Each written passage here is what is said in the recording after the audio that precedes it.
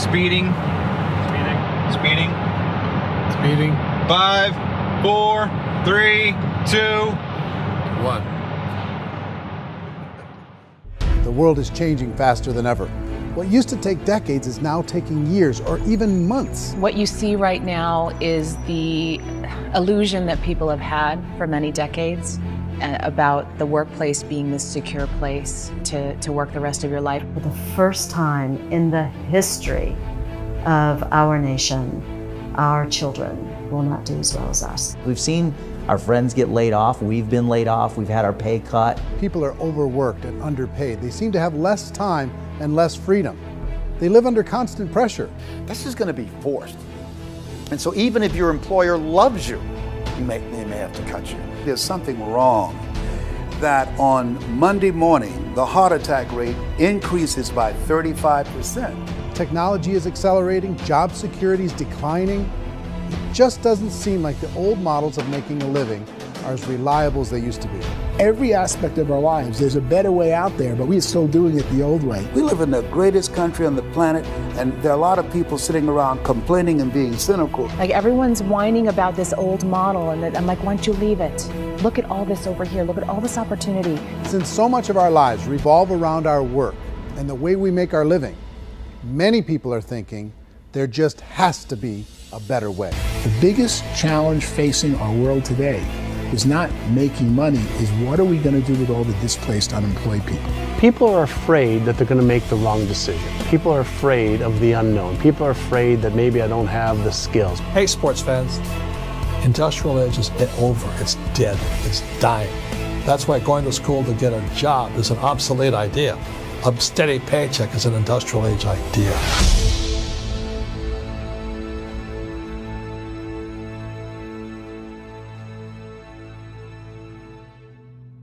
It's the search for answers that has brought us here together today. My name is Worre, and for almost 30 years I've been an entrepreneur, struggling at times, but ultimately succeeding. As a best-selling author, speaker, and business owner, I've spent my entire career helping millions of people around the world to become entrepreneurs. And I believe strongly that there is, in fact, a better way when it comes to how we make a living. The career landscape has changed dramatically, and many are still working in a model that is completely out of date. What worked for previous generations isn't working as well for people today. In this film, we're going to explore 3 important questions. First, what's really going on in our working world today? Second, in this new economy, is it better to become an entrepreneur, or is it safer to work for someone else? And third, if a person decides to become an entrepreneur and start their own business, how can they do it without taking on massive risk? To help in this journey, I've brought together some of the greatest experts and thought leaders in the field of entrepreneurship to share the real facts with you.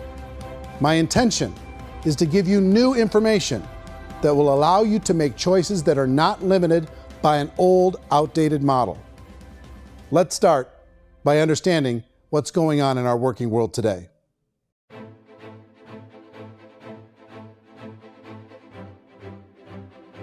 Let's look at unemployment. 30–40% of the people are honestly not working, but would be working. What our government does is if you haven't found a job in 6 months, we don't call you unemployed. We pretend you dropped out of the labor force. I've often said that unemployment, particularly structural unemployment, that's unemployment due to technological changes, is the first sign of economic growth. Think of it, 10 people live on an island. They go out every day and fish. One day, new technology shows up. A missionary brings them a net. Now, using the net, one pilots the boat, one throws the net. 2 fishermen can do all the work 10 used to. That's a 500% increase in productivity, 2 doing the work of 10, in one day. You don't have to learn a lot to learn how to throw a net instead of throw a fishing line. The island's got a big problem, 80% unemployment. But the island still has all the wealth of the fish because the 2 people produce as much fish as 10 did. Now, of course, looking back in history, these changes used to take thousands of years. And during that time, we went into farming and transportation. Some of us became doctors and some teachers and lawyers, and we developed all these new professions and new manufacturing jobs. Today, these changes are occurring literally in one day when a new technological advance occurs, and we don't have the social structures to deal with it or to retrain the unemployed people. So one of the things that I think is interesting as I travel across the country and really travel around the world is the way that we work and the way we get paid for work is changing pretty dramatically.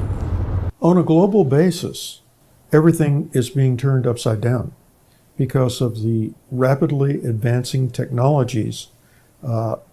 They are eliminating many jobs, and we have been left with many people not prepared for the jobs that exist. A lot of demand in public companies was to squeeze out all the fat and to get just as much margin as we possibly could, and fat equals humans. So this idea of job security in information age is so obsolete, but it's still taught inside our school system. And that's where the problem starts. There's no financial education in the school system, and people are still trained to be employees to work for that paycheck. This is a chart on the middle class. What's happening in the middle class, those that went to school, their incomes have been coming down for years. And parents still say to their kids, go to school, get a job.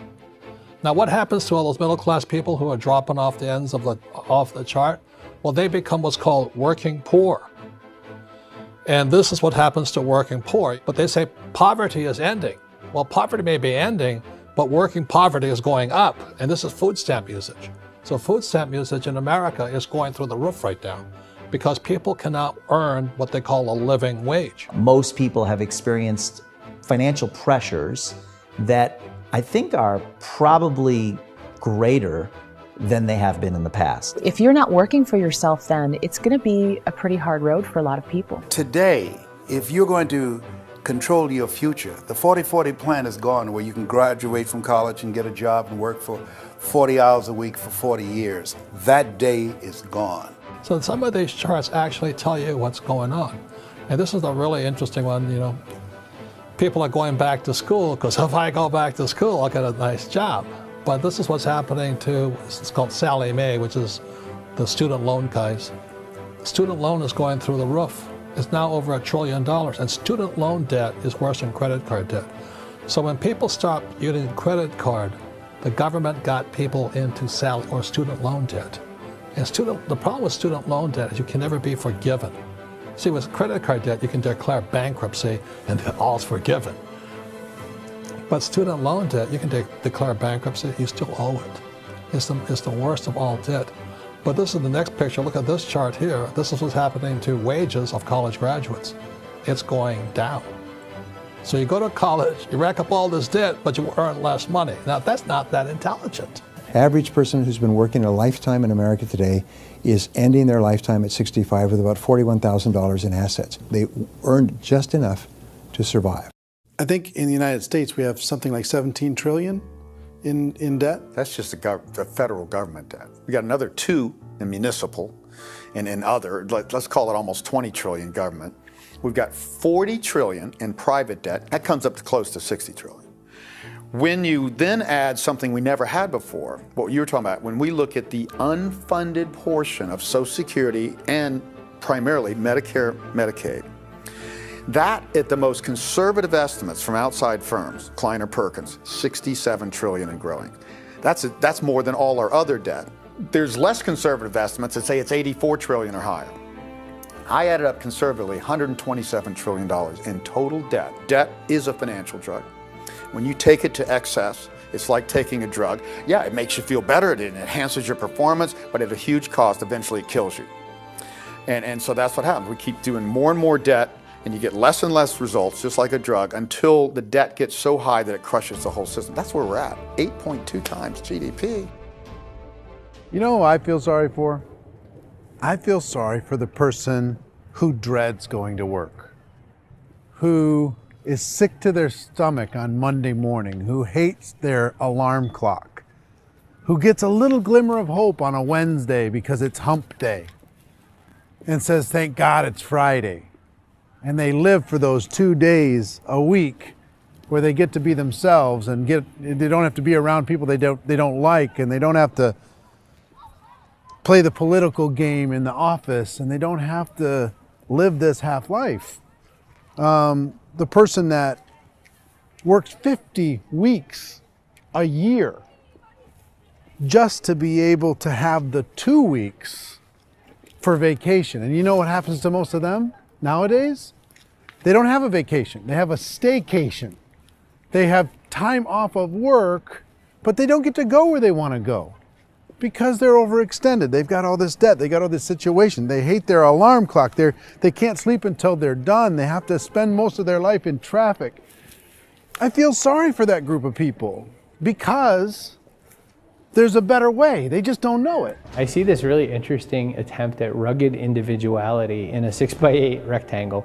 And I feel like you're all the same, except for the little push pins of the pictures. There's different pictures. Yours is named Jenny and his is named Sujara, but it's the same people. And this is how they are, and they're just like the zombies, and there's no joy in there, there's no fun. There's always like the wacky woman who decorates her cubicle, and that's the most she can do there. You got to give her credits, right? The wacky cubicle woman. The basis for their life is worry. I'm worried, you know, maybe I'll get fired. I'm worried maybe my company will go out of business. I'm worried I can't keep spinning the plates on paying the bills. I'm worried about how do I send my kids to college. I'm worried, what if the transmission of my car breaks? That's, you know, 2 or 3, I can't fix it. People live in a sea of worry, and it eats at them. Those signs that people held up during the Depression didn't say looking for gainful employment in a cubicle. It said looking for work. Work is what we're looking for. Job is just a unit of measurement.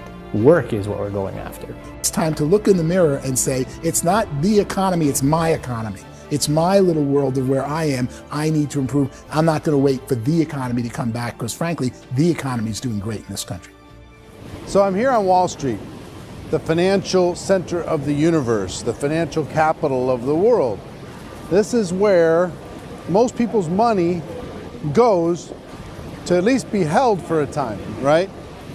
With interest rates in banks being effectively zero, and many experts are predicting it's going to stay at zero for the next 10, 20, even 30 years, people feel like they don't have any choice but to put their future into equities, to put their future into the hands of other people on this stock market, and hope that the stock market goes up, hope that the stocks that their advisors pick or that they pick goes up.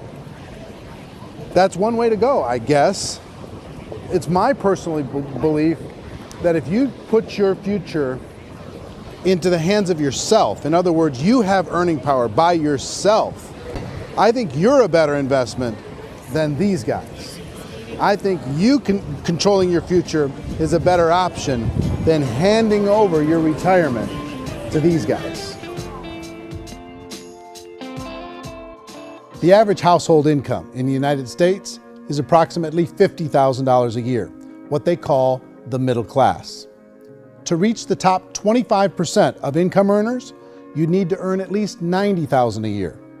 To reach the top 10% would be a household income of $140,000, the top 5%, $190,000, and to be in the top 1%, you'd need a combined household income of at least $380,000 a year. So here's the question. What do you think would give you the best chance to move up and get to the top 10%, the top 5%, the top 1% or beyond? In my opinion, and in the opinion of many, many experts, the answer is to become an entrepreneur, to become your own boss. I think you have to be a business owner. I can't, the only time I ever say to someone it'd be great to be an employee is when they've already told me they've surrendered. I only tell people who are wounded spiritually that they should be an employee. And it's that feeling that you get when you pick up the backpack off the little Cub Scout and say, "Don't worry, little guy, we'll get you back to the camp." You know, it is in no way a kindness when I tell someone they'd be a great employee. The other status symbol really increasingly is lifestyle. I mean, people can own their own business, maybe even work out of their house. That, I tell you, people admire that. Like, gosh, I wish I could do that. The spirit of the entrepreneur is to be a risk taker and to be resourceful and unstoppable and to have a vision of yourself beyond where you are and not willing to settle for life as it is. Think about the great entrepreneurs. They're visionary. They have heart. They're willing to do today what others won't so they can do tomorrow what others can't. Personally, I don't think of the new economy, the old economy. I create my own economy. The entrepreneur's in control. I decide what the economy is going to be like. In the world of entrepreneurship, there are no limits. you can make as much as you want, depending on how much you want to work and how smart you are and how great a team you put together. There's no more lifetime rewarding business than being an entrepreneur. Why in America, where anyone could be anything, would people want to give up their freedom and become effectively a modern-day slave, told shut up and be here every morning at 7:30, leave at 5:30, and do what I tell you? If people decide to become an entrepreneur and work for themselves, they have some traditional options, but they're riskier than you might think. Any kind of a retail business, retail build-outs, is extremely expensive. Even just these small little yogurt stores where they're putting little yogurt machines and you get all the different flavors, you're spending $200,000, $300,000, $400,000 to open a yogurt shop. I would love to buy a Dunkin' Donuts, but it's $500,000 or so to start. I don't quite have that just in case money. Risk you can lose it all, and most guys do 2 or 3 times, and even big guys like Branson, because I'm such a fan of his, half his companies don't work. If you make $1 million, your problems are going to go. If you make $1 billion, your problem's really going to go. Just the opposite. You and I know when you're making $1 million, you get $1 million responsibilities. You make $1 billion, you got 1,000 times $1 million responsibilities. And most people say, I'd love to be my own boss. 70% of Americans would love to be their own boss, according to recent polls. But they don't know how to get there. Because what are you going to do? One, you could buy an existing business. If somebody's selling an existing business, you have to ask why. Usually because it's probably hard. It's probably not making as much money as they hope. 2, they could buy a franchise. A little less risk, proven system, but it's expensive to be able to do that. 3, they could start something from scratch. And that's where a lot of people feel like, I don't have the chops to do it. I don't have the money. I don't have the product idea. I don't have the expertise. I don't have whatever it's going to take to be able to get there, and I can't risk my family to do it. So, 4th, they could become an investor. A lot of people in this town invest to try and figure out a way, but you got to be pretty smart with that game too, right? Venture capitalists, who are the very best and most sophisticated in investing in new breakthrough businesses, make it on 1 out of 11. That means 10 out of 11 are mediocre or fail. Most of them fail. That's the risk there. An angel investor is lucky to get 1 out of 15 or 20. A business is a team sport. Like, I have to have accountants, I have to have engineers, I have to have systems designers, I have to have sales, marketing, I have to have accounting, I have to have mission statements, I have to have legal and all that. The average Joe Schmo, even me, I go out there, I don't have the skills to put a business together. I think the bottom line for the 4 traditional options is they take money, sometimes a lot of it. They take expertise, and they take time. All of that adds up to just too much risk for most people. I bought a business from somebody else and it was a lot of work. And you start wondering, what did I just buy? Because I guess ultimately I own your email list and I just overpaid for it. People that start their own business, they spend a lot of money, they spend a lot of time, a lot of effort to get things started. And the more you invest on the upfront, the harder you typically work at it. I can tell you what the success rate is of a restaurant. What is it? They're crazy enough. About 90% of them fail. About 90%, in how quickly? Year or less. Wow. And if we're talking non-franchise, we're talking franchise, Sure. That's totally different. Yeah. But our students aren't getting franchise restaurants. You got to invest big money. Exactly. And with someone like McDonald's, you've had to work with the company for a long period of time, really know the To even have a business. chance at investing $1 Even million. have a chance, and it's a slim chance. What if there was a way that you had all the proven aspects, the comfort aspects, and you could still control your own life? What if there was both? In other words, you didn't have to create everything from scratch. You didn't have to be a super leader. All you had to do, what if there was a proven product already? You didn't have to create the product. And there's a proven system already, proven training already. Everything except an employer. That was the only thing that you didn't have. Do you think more people would be open to working for themselves in that environment?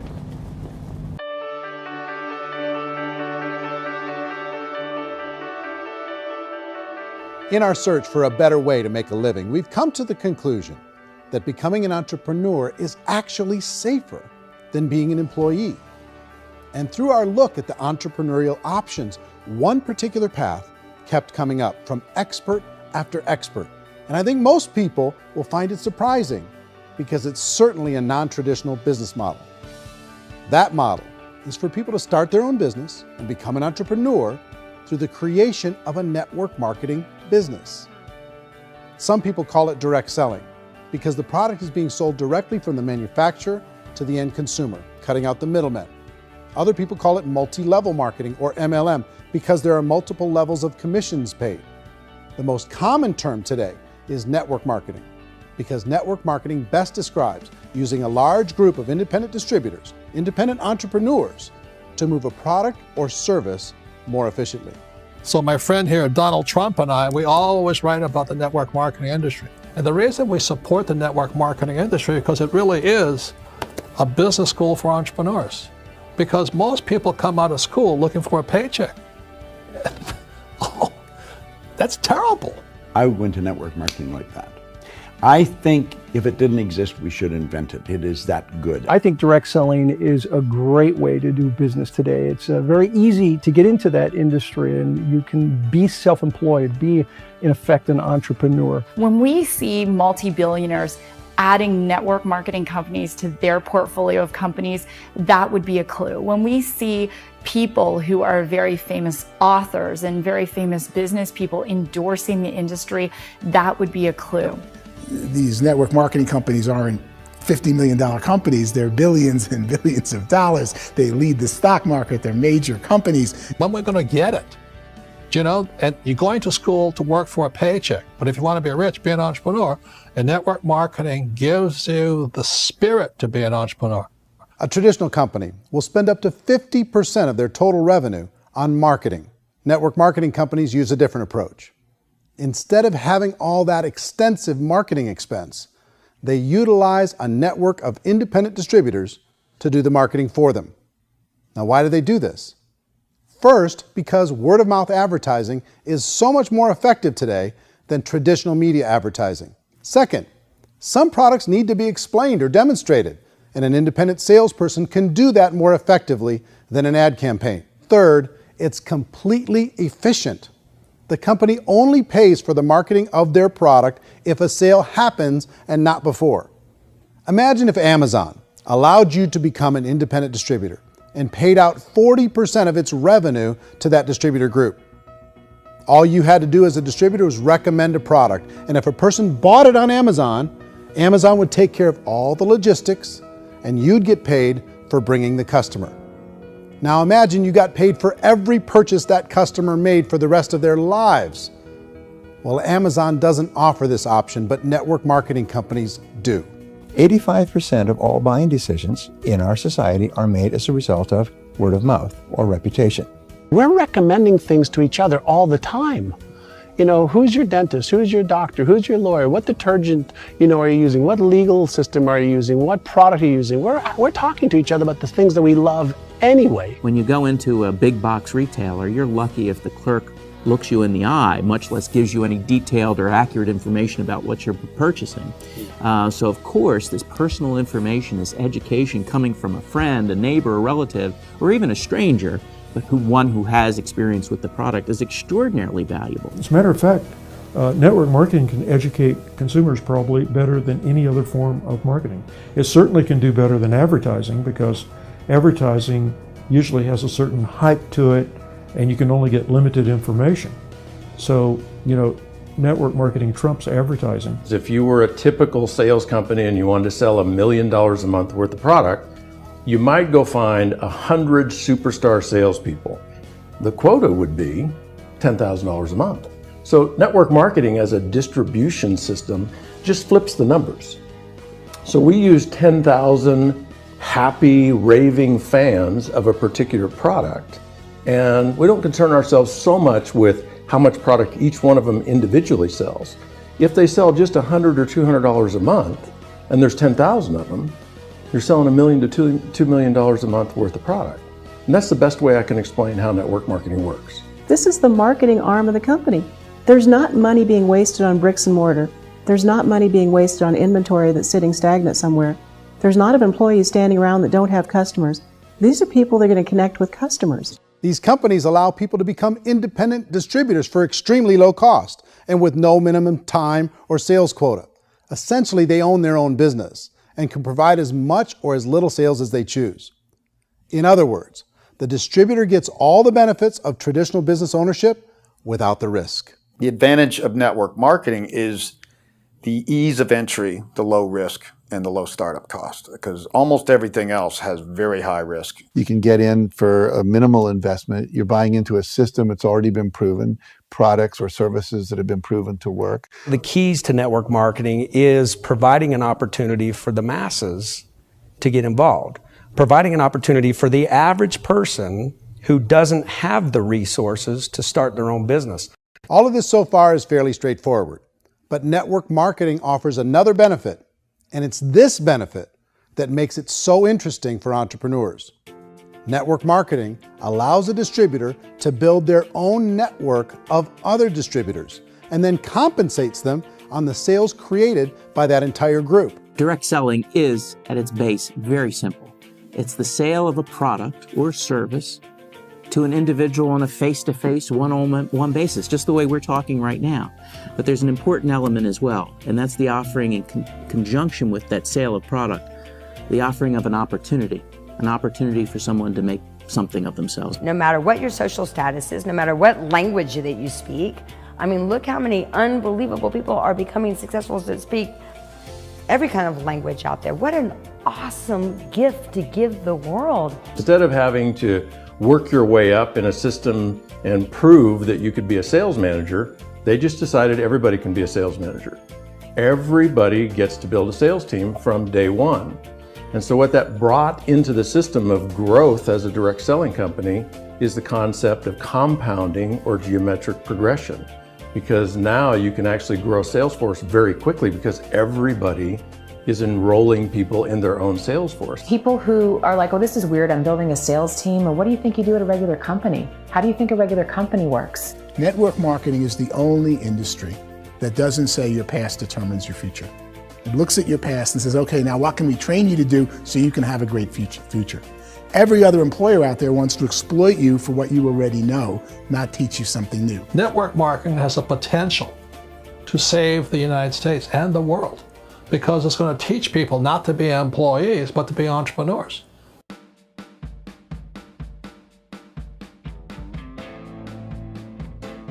According to the Direct Selling Association, if you add up all the network marketing companies around the world, they combine to do over $178 billion a year in retail sales. To give you an idea of how big that really is, the NFL, the National Football League, does approximately $9 billion a year. The music industry does a little more than $16 billion a year, and the movie industry does about $80 billion a year. Using a conservative average, network marketing companies pay their distributors about 40% of that $178 billion in the form of commissions, which adds up to more than $71 billion a year. That's almost $6 billion a month. It's almost $200 million in commissions every single day. So it's certainly working, and people are making serious money in network marketing. With the growth of the direct selling industry over the last 10, 15, 20 years, we've seen a broader understanding of the channel. We have seen more and more people getting involved in the business, so our penetration in the marketplace has increased, and thus the understanding in the marketplace of who we are has increased. And we've seen non-direct selling companies look at the direct selling model and say, something's going on there. People are making money, companies are being profitable, individuals are being motivated, product is being delivered to market. Maybe we should explore this. Some people think only the people at the top make money. Well, let's take a look at that as well. In the network marketing profession, there are roughly 500 people in the world who earn over $1 million a year. If you round that number up to $2 million a year, that adds up to about $1 billion a year. That takes the $71 billion paid out each year down to $70 billion. So where does the rest of the money go? The vast majority goes to part-time people making anywhere from a few $100s a month to many thousands of dollars a month. It goes to people who choose to make it a full-time career move and earning even more than that. Every day, people are using the money they earn through network marketing to pay off debt, have more fun, and improve the quality of their lives. Everyone I know in network marketing has been doing that since the 50s.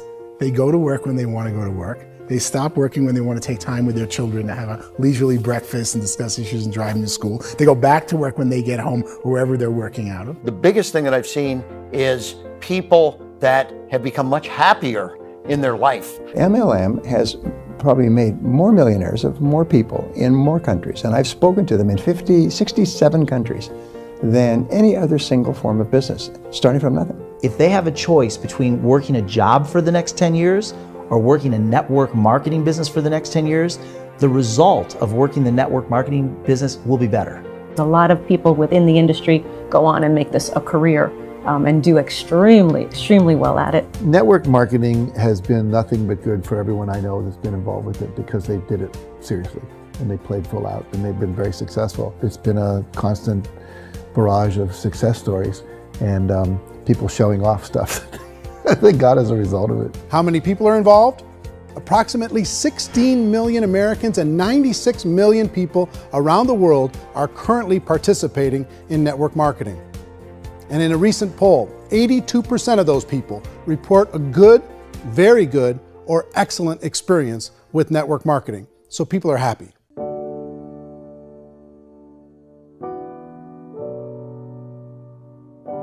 So I've taken a look at the network marketing profession and really tried to understand why so many people are confused as to the validity of this as a business. One is this pyramid shape. People get really messed up with this pyramid. Oh, it's one of those pyramid things. So I just think there are a lot of haters out there who really don't understand the industry and say, oh, it's a get-rich-quick scheme. It's a pyramid. Well, corporate America is a pyramid scheme. You know what I mean? It goes like this. You have thousands of MBAs, let's say working for Ford or General Motors or Coca-Cola. If all these MBAs are all trying to get to here, that's a pyramid. Only one guy's going to make it. Every 10 years, one's going to make it. Whereas you look at network marketing, it's like this. So you're here, and your job is to develop other CEOs coming up behind you. So it's an inverse pyramid. In network marketing, it's a very simple concept. If you sell product, you get paid. It is paid based on production. There is no first mover's advantage. There is no investment component where the more somebody spends, the more they're entitled to make. So the two are polar opposites of each other. It doesn't matter what shape the company is or the compensation plan is shaped, whether it's a circle or a pyramid or a triangle or a trapezoid, it doesn't matter. If compensation is coming primarily from recruitment, then you've got a problem. On the other hand, if an operation is basing their compensation to participants on the basis of sales, even when those sales are generated by people you've recruited, well, then you're a perfectly legitimate enterprise. That's the legal test, it's the practical test. Another issue that's been true in the past that is no longer true now is people used to be in network marketing loaded up with products that they couldn't sell and they ended up a loser. They ended up with a bunch of product in their garage, they ended up with a bunch of products sitting in their kitchen shelves or whatever, and they thought they could sell it and then they weren't willing to or able to sell it and they ended up with a bunch of stuff and they were bitter about it. There was this thing called front loading where you had to buy if you bought $25,000 worth of product, you got better commissions and all this. Today, it's almost all done by computer. It's direct mail comes from a warehouse somewhere else. You don't have to have all this inventory. You don't have to stock up. It's a paperless world now. Most of it's done online. You have a back office. It really works. And the technology has changed everything. Third issue is people start talking about 99% of people in network marketing don't make any money. Well, we've talked about that over the course of this journey together.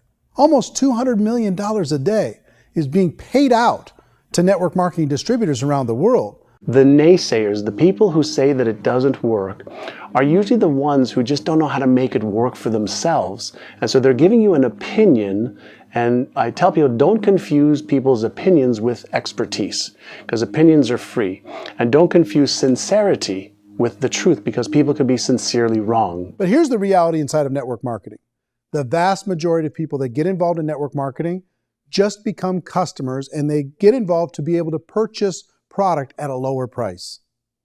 If you take Costco as an example, if a person goes into Costco and gets a membership to Costco so they can get a lower price on the product, we don't call that person a loser because they have a bunch of product that they walked out with with a smile on their face.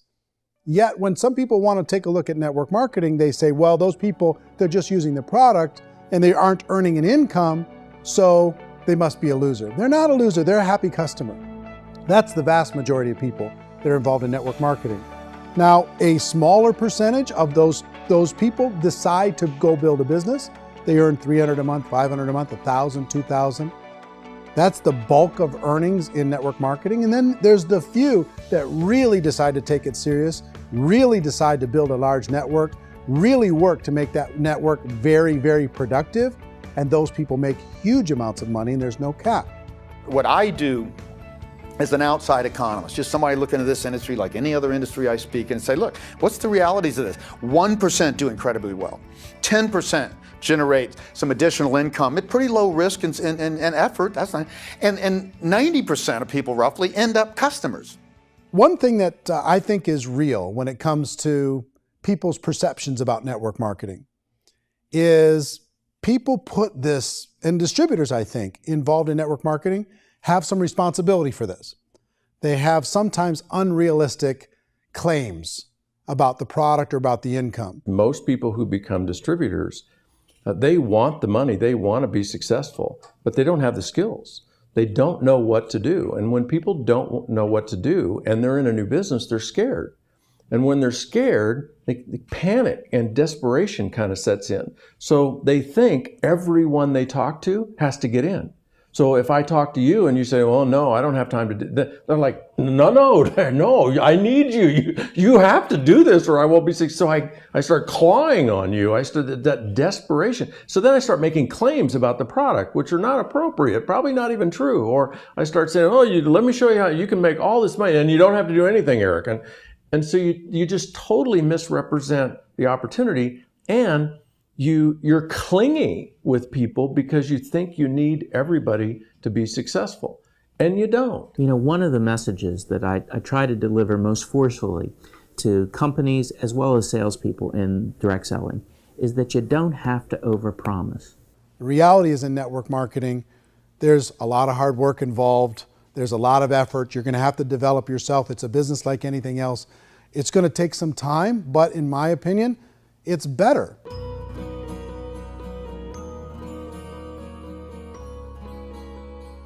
It's light years better for people starting today than it was even 5 years ago. I think it's more widely accepted now, and people understand it is a business. It is being an entrepreneur. It is being a business owner. Our belief system is based upon our evaluation of something. And frequently, if we reevaluate a situation, our belief about that situation will change. The industry has changed and it's grown up. It's totally transformed. You've got young people today that have grown up with social media, and they understand networks. They understand how people are connected through technology, and they understand how money flows through those networks.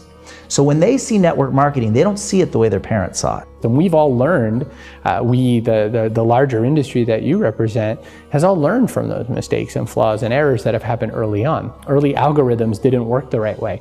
That's all fixed. It's like when they design a computer program, they design the program, then they run it, and then they go back through and they debug it.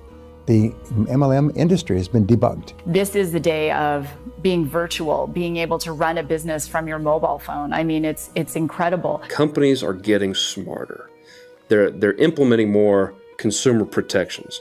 They're implementing more compliance training. They're doing more with respect to product research. If you do get involved and you make purchases of inventory, even on a voluntary basis, if you decide that this business is not for you, you can leave and have that inventory repurchased by the company.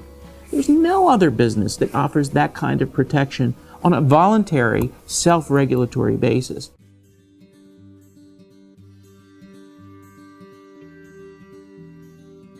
If you decide to look further into a network marketing business in order to generate more cash flow for your family, I would recommend reviewing the following 4 elements. First is the product or service. And on the product or service, I would ask 5 important questions. 1, do you like it? Is it something you would feel comfortable sharing with others? 2, is there a recognized need in the marketplace? It's hard to create a need if one isn't naturally there. 3rd, does the product meet that need? Does it solve a legitimate problem for consumers? And 4th, is it priced to sell? Can it compete in the marketplace? And fifth, is it priced for profit? Is there enough margin for the company and the distributor to be able to generate income for the long term? If you can answer the questions on the product to your satisfaction, the next element to consider is the company itself. Is it well run? Do you believe in the founders or the management team? Do you feel they have what it takes to go all the way? See, it doesn't matter how good the product is if the management can't take care of the company. Good management can change with the times. They can handle adversity. They can make good decisions. Make sure you choose a company that can serve you for a long time. The third element to consider is the compensation plan. And with that, there are 3 important things to look at. First, a brand new person needs to be able to generate some money fairly quickly. It may be an obvious reason, but you can probably imagine the ripple effect of a distributor getting involved and having even a small victory fast. That can only help with the overall success of the organization. Second, a person should be able to develop a moderate part-time income in a reasonable period of time. As they develop their network and as their sales grow, they should be able to enjoy more benefits. And third, for the people who are really serious, for those who decide to really go pro in the network marketing profession, there should be the possibility to make a serious full-time income if they work hard and are committed to developing their skills. If you're comfortable with the product, the company, and the compensation plan, the last thing you should look at is the support that will be made available to you. Does the company have a website? Does it have a solid online reporting tool? Do they have comprehensive training available? Do they host events to help you build your business? If you decide to do this, what kind of a support system can you plug into? Choosing a network marketing company is a personal decision. But evaluating the 4 elements of product, company, compensation plan, and support is a great place to start. Is the company promising that you're going to get rich quick or that you can make a lot of money without a lot of effort? That's a red flag. Is there a product that you really believe in that you think can be sold? Or are you being told by salespeople or the person who's trying to recruit you or by the company itself that don't worry about the product, all you have to do is recruit other people into the business? Red flag, warning sign. If you're hearing that, take a second or even a third look. Get to know the customers, the products, the business, have some success, and see where the opportunities might take you to move up in the organization. You want to find out how concerned are they about my education, my training, and my development? Is there a space for me to grow? Most important question. Learn everything that you can about the product. Make sure it's something that you believe in, and learn everything you can about the industry and work that system. You have to be very passionate about whatever that company is doing. I would get involved. You can always test drive anything, the product, the service, the community, and then lean into it a bit. If it feels good, then lean into it a lot. Behind me is the Lincoln Memorial. And this is a place where Martin Luther King Jr. had his famous "I Have a Dream" speech. And at that speech, he talked about his dream for equality for everyone around the world, and that's a noble dream. But I think more people need to remember what it was like when they were kids and the dream was still alive in them. Before it got beaten out of them by reality, by this paycheck, by these responsibilities, and by having to live for this job to pay the bills. I think people need to remember that, go back to that. Once they know that there's a better way, I think their future is going to be much brighter. They can live a better life.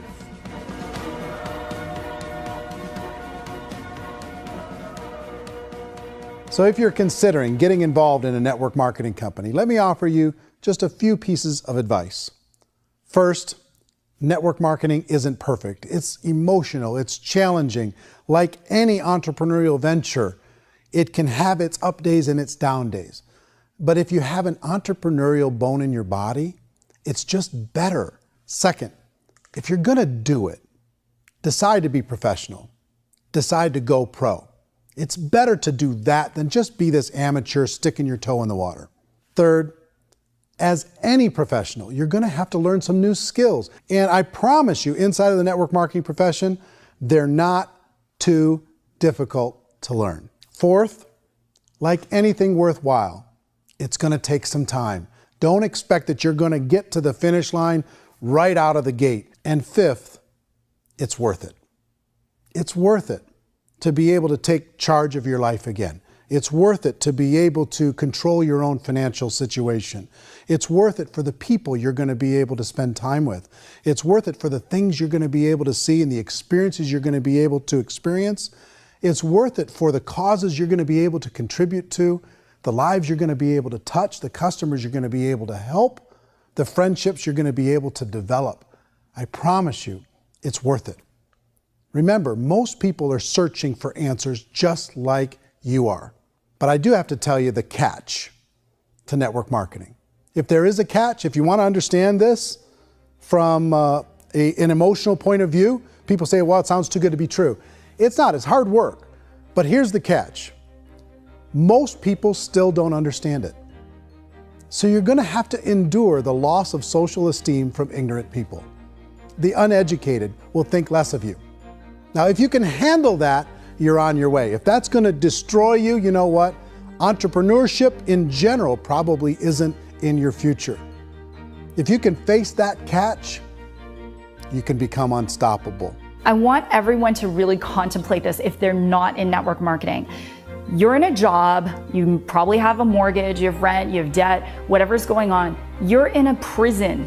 You work just hard enough to keep them from firing you, and they pay you just enough to keep you from quitting. Come on! I've been there, done that, and bought that t-shirt. In network marketing, if you run into failure, it's really just a homework lesson for yourself. There's no one to blame. You really have no excuse not to be successful. You just don't. People don't want to hear that, but there's so much available to you. If you want to be a good network marketer, be a student to the people above you, be a fellow traveler to the people on the same level, and be a teacher to those below, and know when it's appropriate to do which. People who are not afraid of asking people to buy things, or not afraid of persuading people with a chance they may say no, these people own the future. Nothing happens until something moves. So you got to go move, you got to go do something, or nothing's going to change in your life. In the beginning, you're going to do a lot of things that you don't get paid for. But as you go down the road, you get paid for a lot of things that you don't do. And your job is rehabilitate the spirit, the entrepreneur spirit in all of us. You get it back. Either give it a strong yes or a strong no, but no wishy-washy, dilly-dally stuff in the middle. There's dreams and there are nightmares, but I believe that the biggest nightmare of all is when you don't pursue your dream. You're going to see some monumental growth in this profession. It's an exciting, exciting time to be involved with the network marketing profession. The next 10 years, I see just exponential growth. When that tipping point comes, it's not a matter of asking somebody, have you ever heard about network marketing? You're really asking them, which company are you building your wealth in? We are here to fix the world, to improve relationships with other people, to improve other lives. And the real reward comes as an entrepreneur in any level from teaching somebody something and watching them soar. There is no greater reward.